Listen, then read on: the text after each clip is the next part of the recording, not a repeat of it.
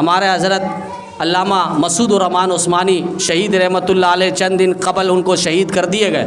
ان کے اندر دو خصوصیت تھی، عجیب انسان تھے، کسی کا ڈر اور خوف ان کے دل و دماغ کے اندر نہیں تھا، ہمیشہ یہ بات ببانگ دوہل کیا کرتے تھے اور باقاعدہ ڈنکے کی چوٹ کہا کرتے تھے، کیا تم جب حکمران چلے جاتے ہیں اپنی سیٹیں چھوڑ کے پھر ان کو تم للکارتے ہو؟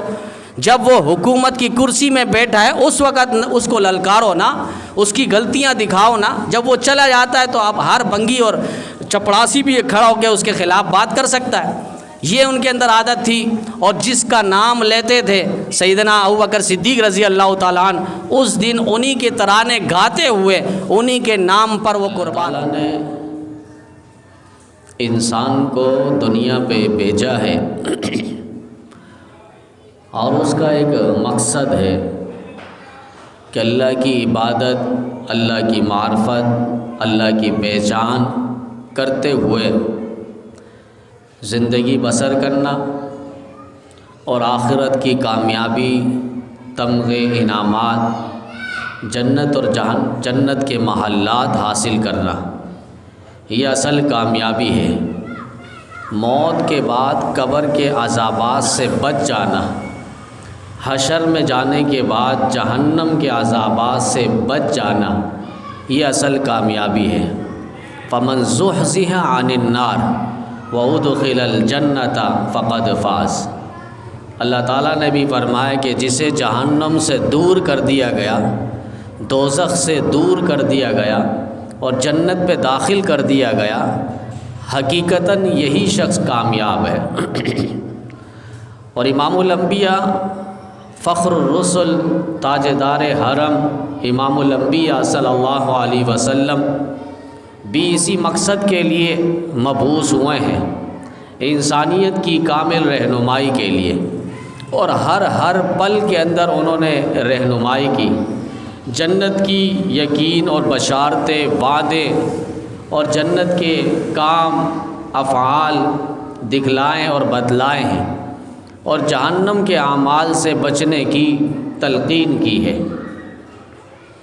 امام الانبیاء صلی اللہ علیہ وسلم وقتاً فوقتاً اکثر و بیشتر جنت اور جنت کے حالات، جنت کے وعدے، جنت کی بشارتیں اور جنت کی خوشخبریاں چھوٹی چھوٹی نیکیوں پر دیا کرتے تھے، جس کا پچھلے جمعہ بھی بات چلی تھی کہ چھوٹے چھوٹے اعمال ایسے ہیں اور چھوٹی چھوٹی نیکیاں ایسی ہے جن کے کرنے پر جنت کے وعدے ہوئے، جن کے کرنے پر جنت کی خوشخبریاں ملی، جن کے کرنے پر جنت کے وعدے ملے ہیں، انہی کا تذکرہ چلاتے ہوئے امام الانبیاء صلی اللہ علیہ وسلم نے یہاں تک ارشاد فرمایا، من بنا للہ مسجدہ بنا اللہ لہ بیتا فی الجنہ، کہ جس نے اللہ کے لیے اخلاص کے ساتھ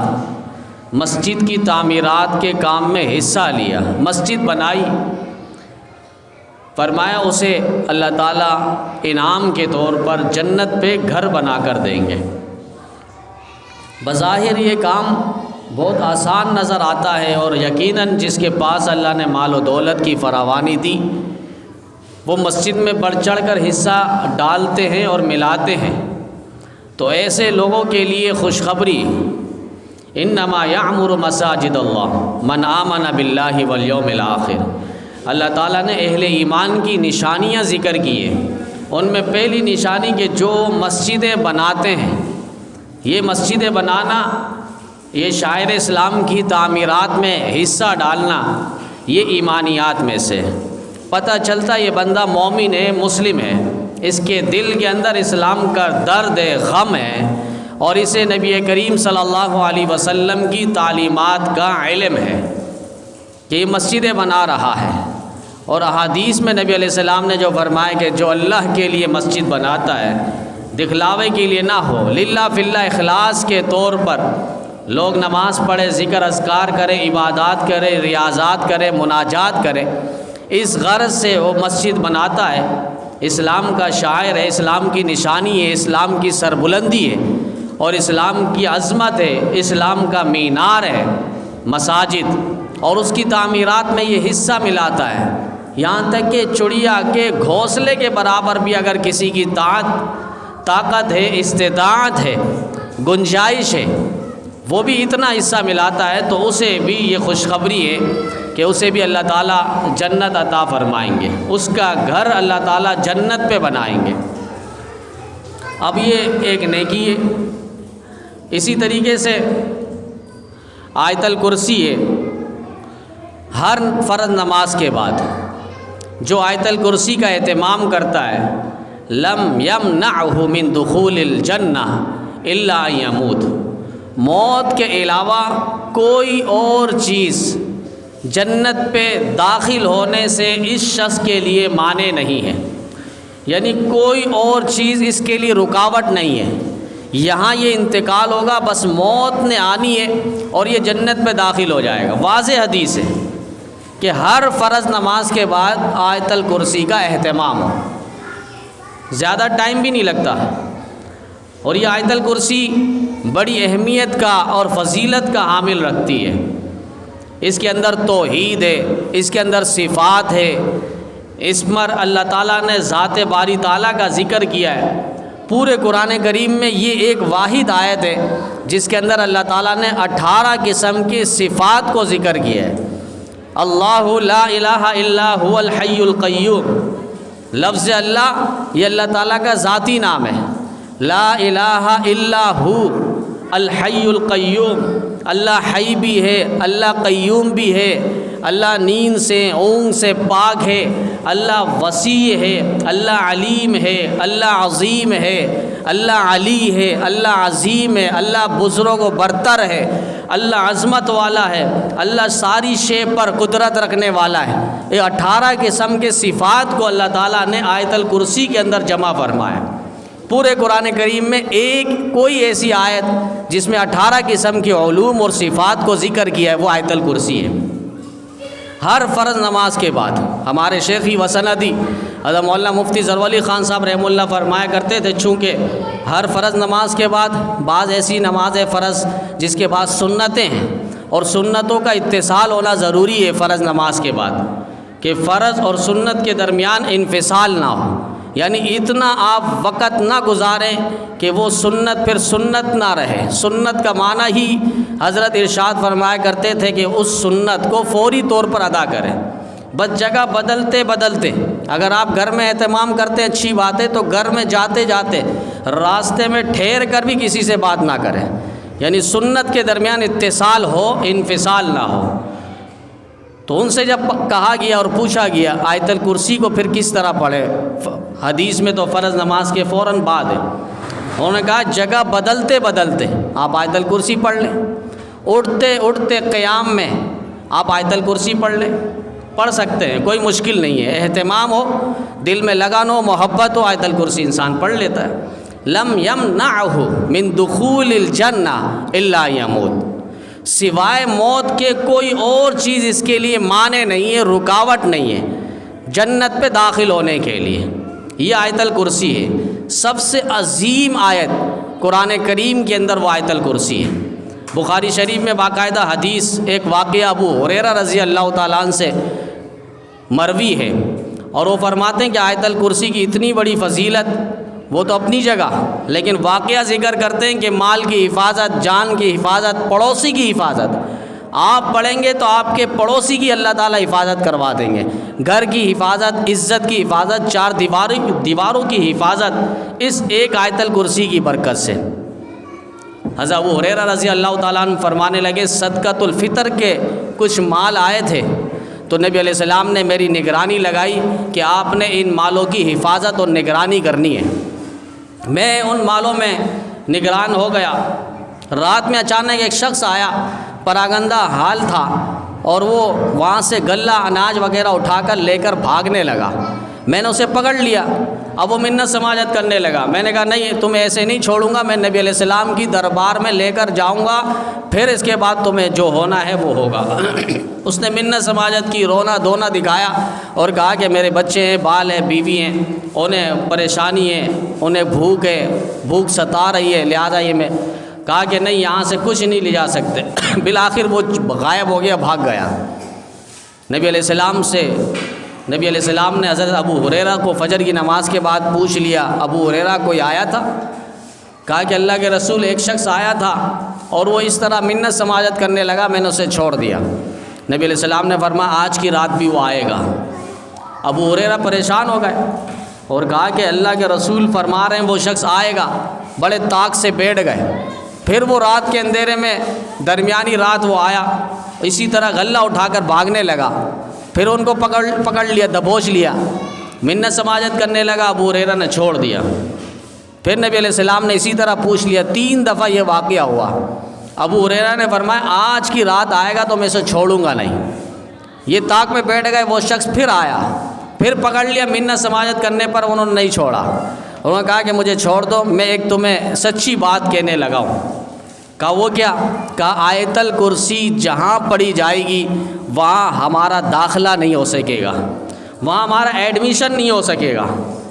کہا کہ جن ہے, شیطان ہے, اور وہاں پر وہ آیا ہے. فجر کی نماز کے بعد نبی علیہ السلام نے پوچھ لیا تو نبی علیہ السلام نے فرمایا کانا کذوبا وقال صادقا, تھا تو جھوٹا مگر جو بات کہہ رہا تھا, جو بات وہ کر رہا تھا وہ سچی بات کر رہا تھا. شیطان تو ہے ہی جھوٹا, لیکن آیت الکرسی سے متعلق جو وہ باتیں کر رہا تھا وہ واقعتاً سچی بات کر رہا تھا. تو آیت الکرسی کم از کم دن میں ہر فرض نماز کے بعد 5 وقت, رات کو سوتے وقت پڑھ لیں. اللہ تعالیٰ گھر کی حفاظت کریں گے, بچوں کی حفاظت کریں گے. یہ آیت الکرسی ہمارے شیخی وسندی اعظم مولانا مفتی ظفر علی خان صاحب رحمہ اللہ فرمایا کرتے تھے کم از کم 25 مرتبہ آپ آیت الکرسی پڑھیں, اور جن کو زیادہ پریشانی ہے تو وہ کم از کم 101 مرتبہ آیت الکرسی کا ورد رکھیں. اور حضرت شیخی وسندی اعظم مولانا مفتی ظفر علی خان صاحب رحمہ اللہ فرمایا کرتے تھے اگر کوئی ایسی پریشانی کے اندر مبتلا ہو گیا کہ لوگ اس کی عزت سے کھیلنے لگے, یعنی آپ کی وہ رشتہ دار, کوئی خاندان کے لوگ آپ کو بے عزتی کروانے کے پیچھے پڑے ہوئے ہیں, آپ کی عزت سے کھیلنے کے پیچھے پڑے ہیں, آپ کی کوئی بات انہیں مل گئی, کوئی ویڈیو ان کو مل گئی, تو آپ ان جھنجال سے بچنے کے لیے آپ اپنی عزت, 4 دیواری, تقدس کو, نفس کو برقرار رکھنا چاہتے ہیں تو حضرت نے فرمایا توبہ کر لیں, اور اس کے بعد ہر فرض نماز کے بعد آمن الرسول بما انزل الیہ من ربہ والمؤمنون آخر تک سورہ بقرہ کی آخری یہ 2 آیتیں, یہ 2 آیتیں پڑھ لیں اور اس کے ساتھ آیت الکرسی پڑھ لیں. جو آپ کے پیچھے پڑا ہے آپ کی عزت سے کھیلنے کے چکر میں, حضرت فرمایا کرتے تھے وہ اپنے زخم کو چاٹے گا, وہ اپنے خون اور پیپ کو خود چاٹے گا, وہ خود رسوا اور ذلیل ہو جائے گا. تو یہ وظائف ہے, روحانی اعمال ہے, ان کو بھی ہم کرنے کی وقتاً فوقتاً عادت ڈالیں. کم از کم آیت الکرسی 25 مرتبہ خود بھی پڑھیں اور اپنی اولادوں میں بھی یہ سلسلہ جاری و ساری کریں. تو آیت الکرسی کی بڑی فضیلت ہے, اور اس پر کئی 2 جمعہ لگاتار آیت الکرسی کی فضیلت پر باتیں ہوئی ہیں. تو آیت الکرسی ہر فرض نماز کے بعد, شیخ صاحب نے یہاں تک فرمایا کہ آیت الکرسی جگہ بدلتے بدلتے یا اٹھتے ہوئے آپ کھڑے ہو رہے ہیں تو اس وقت آیت الکرسی کو پڑھ لیں. موت کے وقت روح نکلے گی بالکل آسانی کے ساتھ, سکون کے ساتھ, آیت الکرسی کا اہتمام ہو.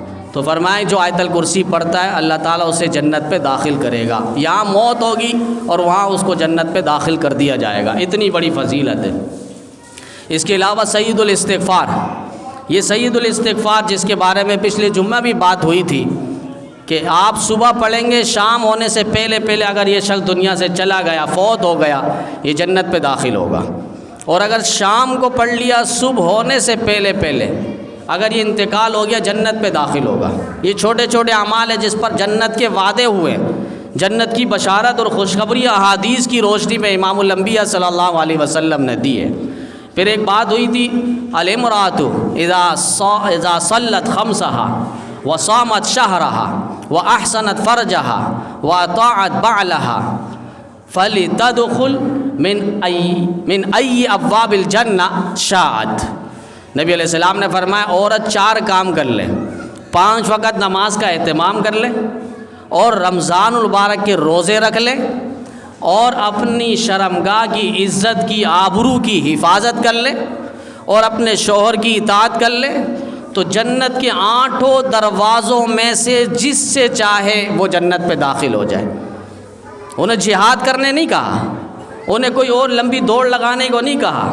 ये 4 काम है कि वो 5 वक़्त नमाज वक्तों में पढ़ने की कोशिश कर लें और उनको अदा करें और रमज़ान मुबारक के रोज़े रखें। लेकिन औरतें उमूमन नमाज़ों में भी सुस्तियाँ करती है, काम काज के अंदर बच्चों की तरबियत में वो लग कर, झमेलों में लग कर, घर के काम काज में उलझ कर वो नमाज़ों को आगे पीछे कर देती है। बाज़ तो पढ़ती नहीं है, लेकिन जो पढ़ती है वो भी वक्तों पे नहीं। रमज़ान मुबारक के रोज़े एहतमाम होता है, जैसे अय्याम मखसूसा शुरू हो जाए, मेंसिस के अय्याम शुरू हो जाए, तो वो रोज़े ज़िंदगी भर क़ज़ा नहीं करती, तो वो क़ज़ा तो उनके ज़िम्मे है। रमज़ान मुबारक के रोज़े अगर छूट जाए, नमाज की क़ज़ा नहीं है, अलबत्ता रोज़े की तो क़ज़ा है। और इसके साथ साथ फरमाएँ कि अपनी इज़्ज़त की हिफाजत हो और शौहर की इताअत हो। इस पर बात हुई थी शौहर की इताअत, तो एक शख्स ने जुम्मा की नमाज के बाद पूछ लिया शौहर की इताअत क्या है, कि बीवी शौहर की इताअत करे। शौहर की इताअत और बीवी के हुकूक, शौहर के हुकूक, इस पर कई जुम्मा तकरीबन बात चली है।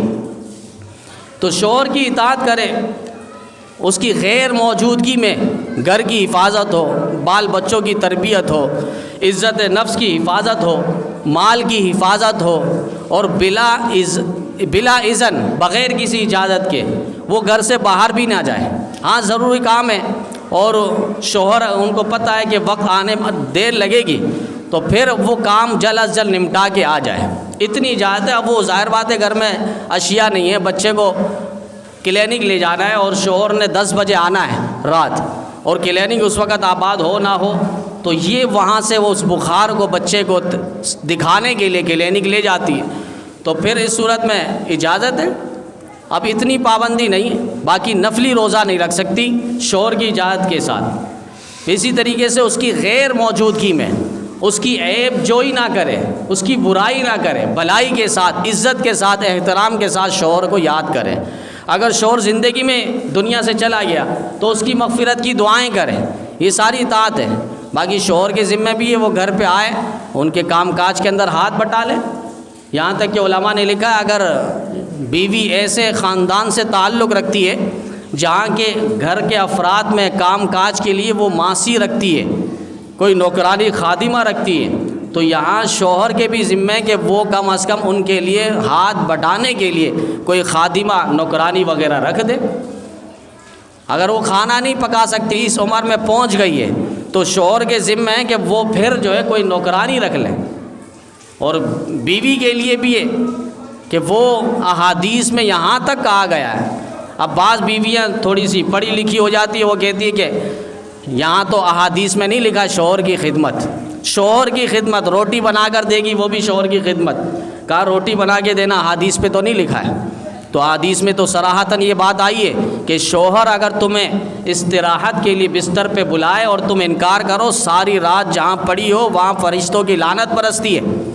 यहाँ तक फरमाया कि अगर अल्लाह के अलावा किसी और को सजदा करना जायज़ होता तो नबी ने फरमाया कि फिर मैं बीवी को कहता कि वो शौहर को सजदा करे, लेकिन अल्लाह के अलावा किसी को सजदा जायज़ नहीं है। यहाँ तक फरमाया कि रात का अंधेरा हो, काली पहाड़ हो और काला पत्थर हो और बीवी को उस वक़्त कहा जाए कि वो पत्थर उठा कर लाओ, तो उस वक़्त भी शौहर का इनकार उसके लिए जायज़ नहीं है।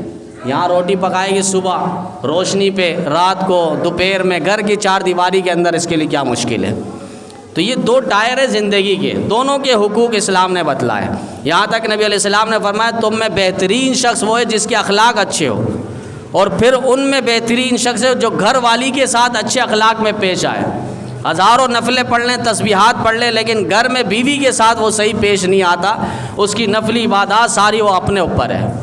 तो बीवी के साथ नबी अलैहिस्सलाम ने फरमाया तुम में बेहतरीन शख्स हो जो घर वाली के साथ अच्छे अंदाज में पेश आए, और मैं भी बेहतरीन अंदाज में अपनी घर वाली के साथ पेश आता हूँ।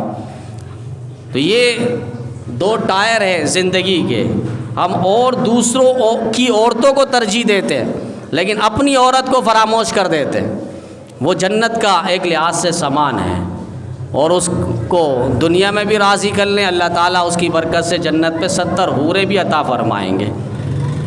تو یہ اطاعت بعلہا، شوہر کی اطاعت کریں تو جنت کے 8 دروازوں میں سے یہ فضیلتیں بہت کم آئی ہے، کم جگہوں پہ آئی ہے کہ 8 دروازوں سے انہیں ویلکم کیا جائے گا. آئیے، آپ یہاں سے آ جائیے، آپ یہاں سے آ جائیے، عزت احترام ان کا ہوگا والہانہ. اسی طریقے سے فرمایا اذان کا جواب دینا. کتنا منٹ لگتا ہے؟ مؤذن اذان دے رہا ہے، اس کے جواب آپ کو دینا ہے. فرمایا دخل الجنہ. یہ چھوٹا ایک عمل ہے اور ایک چھوٹی نیکی ہے لیکن اس پر بھی جنت کے وعدے ہو رہے ہیں، خوشخبریاں سنائی جا رہی ہے کہ مؤذن جو کہے تم بھی ساتھ ساتھ وہی کہو. اللہ اکبر اللہ اکبر، جواب میں اللہ اکبر اللہ اکبر. پھر اس کے بعد اشہد ان لا الہ الا اللہ 2 مرتبہ، جواب میں یہی کہے. اشہد ان محمد رسول اللہ، جواب میں 2 مرتبہ یہی کہے. حی علی الصلاۃ حی علی الفلاح، ان 4 دونوں کلمات میں لا حول ولا قوۃ الا باللہ. اس کے بعد اللہ اکبر لا الہ الا اللہ. پھر اقامت میں بھی علماء فرماتے ہیں یہ بھی مستحب ہے کہ اقامت نماز سے پہلے جو ہم جماعت شروع کرتے ہیں اس میں اقامت ہوتی ہے، یہی تکبیر دہرائی جاتی ہے، اس میں بھی جو جواب دے یہ بھی مستحب ہے، یعنی ثواب ملے گا. مؤذن قد قامت الصلاۃ کہے گا تو اقامہ اللہ و ادامہا، جواب میں یہ کہنا ہے. اور فجر کی نماز میں اگر اذان آپ سن لیں تو الصلاۃ خیر من النوم، یہ الصلاۃ خیر من النوم، صدقت و بررت. احادیث میں نہیں ہے لیکن محدثین نے اور فقہاء نے اپنی کتابوں میں اس کی بات تصریح کی ہے اور گنجائش انہوں نے ثابت کیا ہے کہ یہ پڑھ سکتے ہیں صدقت و بررت، الصلاۃ خیر من النوم. یہ اذان کا احترام، اذان کی فضیلت ہے، اس پر بات ہو چکی ہے.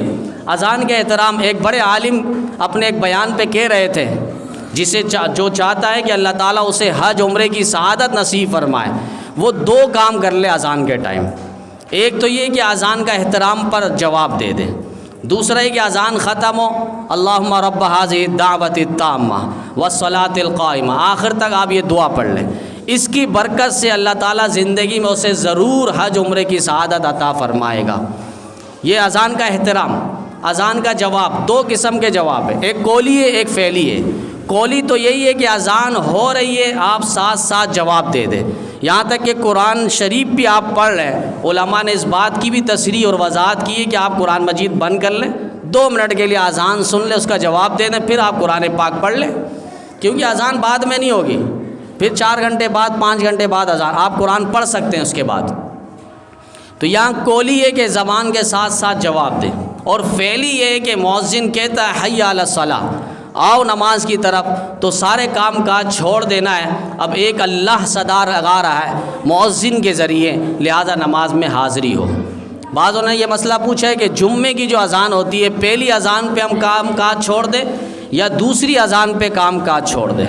تو یہ بھی بات یاد رہیں کہ نبی علیہ السلام کے زمانے میں سیدنا ابوبکر صدیق رضی اللہ تعالیٰ عنہ، حضرت عمر فاروق رضی اللہ تعالیٰ عنہ کے دور تک جمعے کی ایک ہی اذان ہوتی تھی. یہ حضرت عثمان رضی اللہ تعالیٰ عنہ کے زمانے سے پھر یہ دوسری اذان کا وقت شروع ہوا ہے، اور چونکہ اس وجہ سے کہ مجمع بہت زیادہ ہوتا تھا لہذا انہیں دوسری اذان کے ذریعے پھر اطلاع مزید دی جاتی تھی. اور یہ بھی بات یاد رہیں کہ یہ حضرات صحابہ کرام نے اس مسئلے پر اجماع بھی کیا ہے، اور اجماع یہ بھی ایک لحاظ سے حکم ثابت کرنے کا ایک ذریعہ ہے. 4 قسم کے حالات ہیں، قرآن ہے، حدیث ہے، اجماع ہے اور قیاس ہے. بعض کہتے ہیں میں صحابہ کا اجماع ہے، وہاں قیاس لے لیتے ہیں، اور جب مسئلہ یہاں پر آئے تو اجماع نہیں مانتے، صحابہ پر تبرہ بازی کرتے. بھائی بھینس ہے، آسان سی مثال ہے، بھینس آپ قرآن سے ثابت نہیں کر سکتے، احادیث میں بھی ثابت نہیں کر سکتے، اجماع میں بھی ثابت نہیں، یہ قیاس ہے. امام اعظم ابو حنیفہ رحمہ اللہ نے بھینس کو گائے کی جنس میں سے شمار کیا ہے. اب دارو ہے، وہ آپ قرآن و حدیث سے ثابت نہیں کر سکتے. دارو نشئی چیز، شراب کے بارے میں، دارو کے بارے میں نہیں ہے، لیکن علماء نے اس کو بھی قیاس کیا ہے شراب پر. جس طرح شراب کے اندر علت موجود ہے، وجہ موجود ہے حرام ہونے کی، اور وہ نشہ ہے، تو انہوں نے فرمایا کل مسکر حرام، ہر نشہ آور چیز حرام ہے.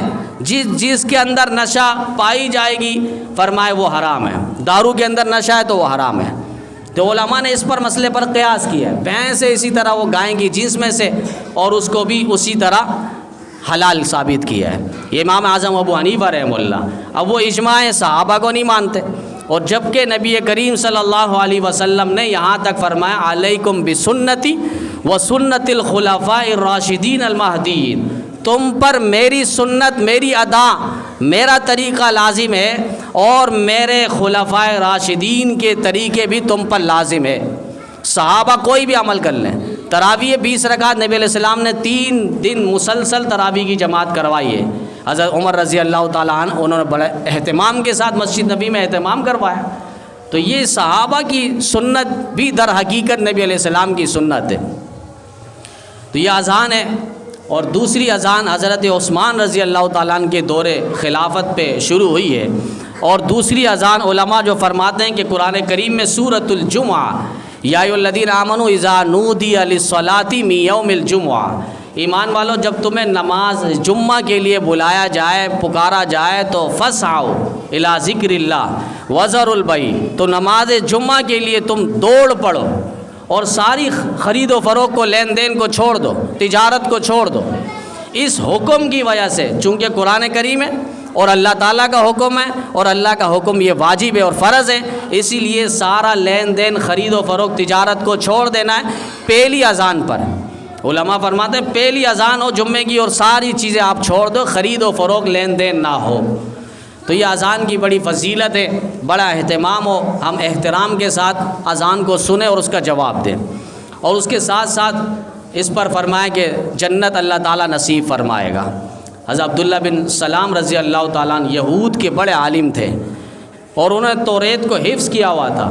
جب انہوں نے دیکھا اور پتہ چلا کہ نبی علیہ السلام مدینہ منورہ تشریف لائیں، لوگ جوک در جوک آ رہے ہیں، یہ بھی چل پڑے اور ذہن میں 100 سوال لے کر آئے. 100 سوال کہ نبی علیہ السلام سے میں ایک کے بعد دوسرا سوال کروں گا، اگر یہ واقعی نبی ہوگا جواب دے گا.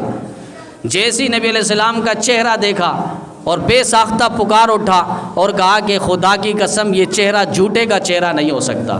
آمنا وسلمنا وصدقنا، اسی وقت ایمان لے کر آ گیا اور فرمانے لگے سب سے پہلے نبی علیہ السلام کی زبان مبارکہ سے میں نے جو ارشاد سنی ہے، جو بات سنی ہے، وہ یہی تھا. نبی علیہ السلام نے فرمایا ایھا الناس افشوا السلام، اے لوگو سلام کو پھیلاؤ، واطعموا الطعام، اور بھوکوں کو کھانا کھلاؤ، وصلوا الارحام، اور رشتہ داروں کے ساتھ صلح رحمی کرو، وصلوا اللیل والناس بالنیام، اور نماز اس وقت پڑھو جب لوگ چادر، کمبل، لحاف کی آغوش میں بستر میں سو رہے ہو.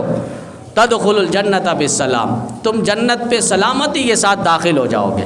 یہ مبارک کلمات ارشاد نبی علیہ السلام نے فرمائے، جامع کلمات کہ سلام کو پھیلاؤ. السلام علیکم 10 نیکی، ورحمۃ اللہ 10 نیکی، وبرکاتہ 10 نیکی، 30 نیکی آپ کو منٹوں میں مل گئی. یہ سلام سنت ہے، لیکن اس کا جواب دینا یہ واجب ہے. قرآن کریم کے اندر اللہ تعالیٰ نے فرمایا ہے کہ اگر سلام کیے جا رہا ہے تو اس کا جواب تم دو. تو جواب کا حکم جو ہے اللہ تعالیٰ نے خود فرمایا، اس لیے جواب کا دینا یہ واجب ہے. ہمارے اسلاف بزرگان دین کے واقعات آپ دیکھیں، چلتے چلتے اگر بیچ پہ درخت حائل بن جاتا، پھر واپس ملتے، پھر سلام کرتے، یعنی سلام کو اتنا پھیلایا ہے.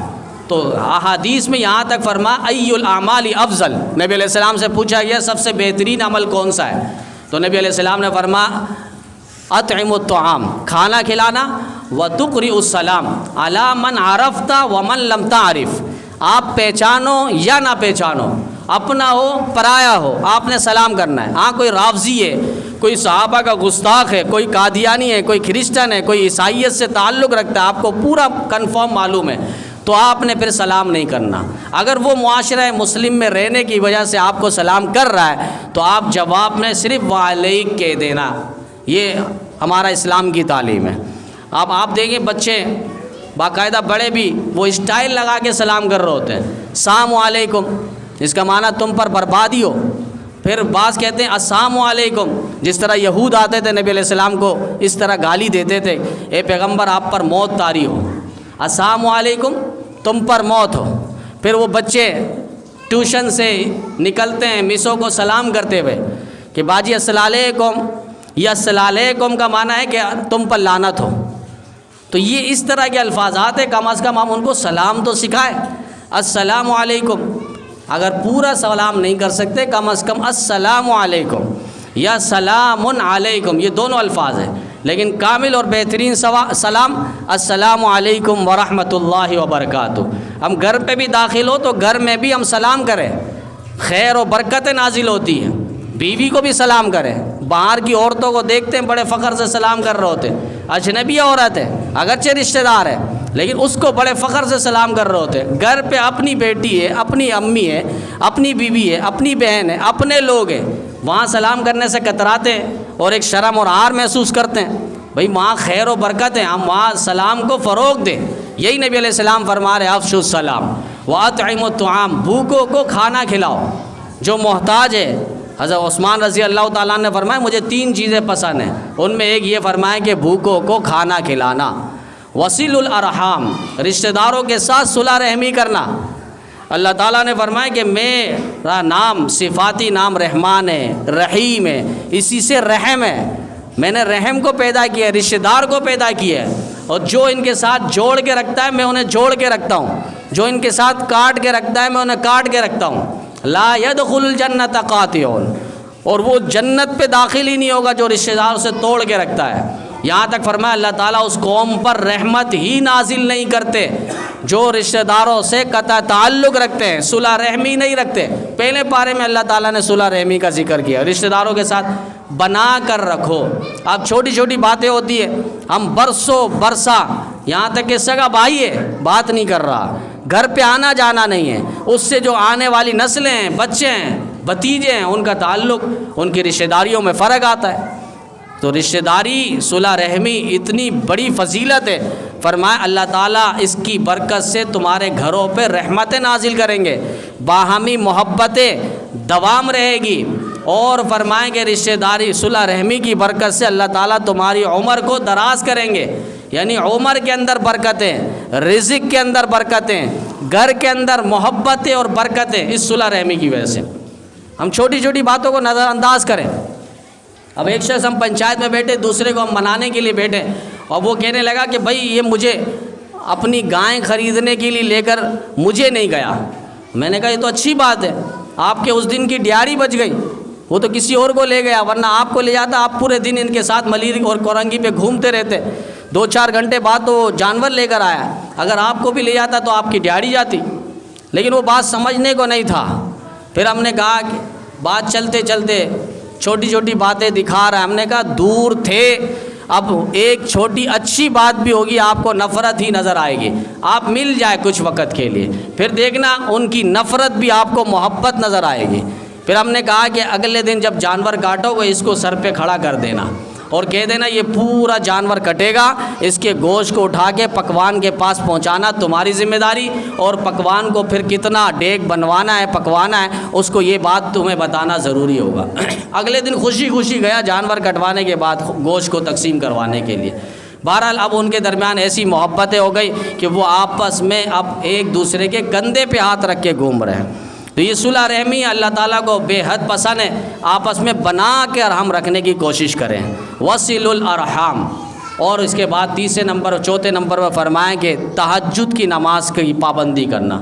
قرآن کریم میں ڈھیر ساری آیتیں ہیں، کانوا قلیلا من اللیل ما یہجعون وبالاسحار هم یستغفرون۔ کہیں اللہ نے فرمایا ان ناشئۃ اللیل ہی اشد وطئا واقوم قیلا، کہیں اللہ نے فرمایا ومن اللیل فتہجد بہ نافلۃ لک عسیٰ ان یبعثک مقاما محمودا۔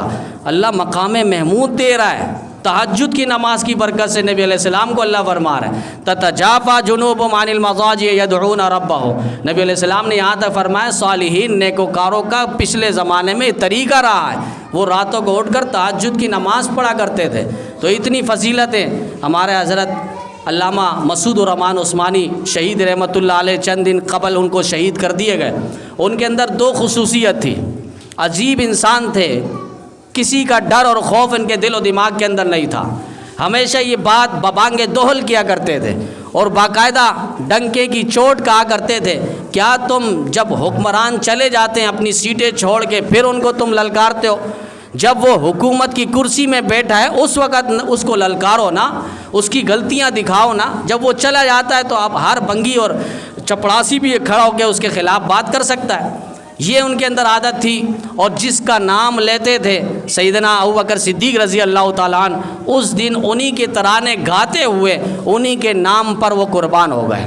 اور میں نے بتلایا سیدنا ابوبکر صدیق رضی اللہ تعالیٰ عنہ وہ واحد انسان ہیں جس کو کل قیامت کے دن اللہ بھی دیکھیں گے تو اللہ کا غصہ بھی ٹھنڈا ہو جائے گا۔ اللہ تعالیٰ کہیں گے اس کا تو 100/100 نمبر ہے، آج جنت کے جس دروازے سے چاہے ابو بکر آپ داخل ہو جائیں۔ ایک روایت میں یہاں تک لکھا ہے مقام محمود میں نبی علیہ السلام کے ساتھ ابو بکر صدیق رضی اللہ تعالیٰ عنہ ہوں گے۔ اتنی بڑی فضیلت اور اتنا بڑا مقام، انہی کے نام پر حضرت مسعود الرحمان عثمانی صاحب شہید ہوئے، اور اس کے ساتھ ان کی جو خصوصیت زندگی میں رہی، اتنا تقوی اور پرہیزگاری تھی کہ جب وہ کہیں جاتے تو فضول بات بالکل نہیں کرتے، ذکر کے اندر فکر کے اندر وہ لگا رہتے، یہاں تک کہ کوئی پروگرام اگر رات کو 2 بجے 3 بجے بھی ختم ہوتا تو سارے تو سو جاتے، لیکن حضرت تہجد کی نماز پڑھتے اور سجدے میں اللہ سے نظر و نیاز کیا کرتے تھے، اللہ سے مناجات کرتے تھے، روتے تھے۔ اور یہاں تک ان کے گھر والوں نے بتلایا کہ پورے گھر پہ تہجد کے لیے پورے گھر والوں کو اٹھایا جاتا ہے۔ اب آپ بتائیں پورے معاشرے میں ایسا کون سا گھر ہے فجر کے لیے ہم نہیں اٹھتے؟ وہ تو تہجد کے لیے اہتمام ہو رہا ہے، پورے گھر والوں کو اٹھایا جا رہا ہے اہتمام کے ساتھ، بچہ ہو، بوڑھا ہو، جوان ہو، عورت ہو، مرد ہو، کوئی بھی ہو، سب نے اٹھنا ہے اور تہجد کی نماز میں اللہ سے گڑ گڑان کے مانگنا ہے۔ یہ ان کے اندر عادت تھی۔ آج نبی علیہ السلام کی تعلیمات سے ہم بہت دور ہو گئے، قومی اور دینی ورثہ ہم چھوڑ چکے ہیں، بھول چکے ہیں۔ جہاں اللہ سے مانگنا تھا، لینا تھا، یہ چھوٹی چھوٹی نیکیاں ہیں، یہاں تک کہ کل قیامت کے دن ایک شخص آئے گا ایک نیکی کے لیے مارے مارے پھر رہا ہوگا۔ تو آج وقت ہے ہم چھوٹی نیکی کو چھوٹی نیکی سمجھ کر فراموش نہ کریں۔ یہ کراچی اجتماع آباد و شاد باد ہے، اگر ہم نہیں گئے اب تک تو کوشش کریں جتنا بھی وقت ہو، ایک دن ہو، ایک رات ہو، ایک گھڑی ہو، 1 گھنٹے کے لیے کیوں نہ ہو، جائیں اور اس کی برکتیں حاصل کریں۔ یہ دینی شوق ہمارے اندر آئے گا تب اعمال کا جذبہ آئے گا۔ حضرت مولانا الیاس کاندیلوی رحمۃ اللہ علیہ نے یہی فرمایا تھا، میں تمہیں ڈائریکٹ نماز کے لیے نہیں کہتا، دینی شوق اور دینی ذوق اور تڑپ پیدا کرنا چاہتا ہوں، تاکہ اس امت کے اندر جب دین کا شوق پیدا ہوگا یہ سب خود بخود اعمال کے اندر جڑیں گے۔ تو اللہ تعالیٰ کراچی اجتماع کو بھی اس روحانی فیض کو بھی آباد و شاد باد رکھے اور پورے عالم کے لیے ہدایت کا ذریعہ بنائے، اور ہم سب کو بھی اس ہدایت سے فیض حاصل کرنے کو اللہ تعالیٰ توفیق عطا فرمائے۔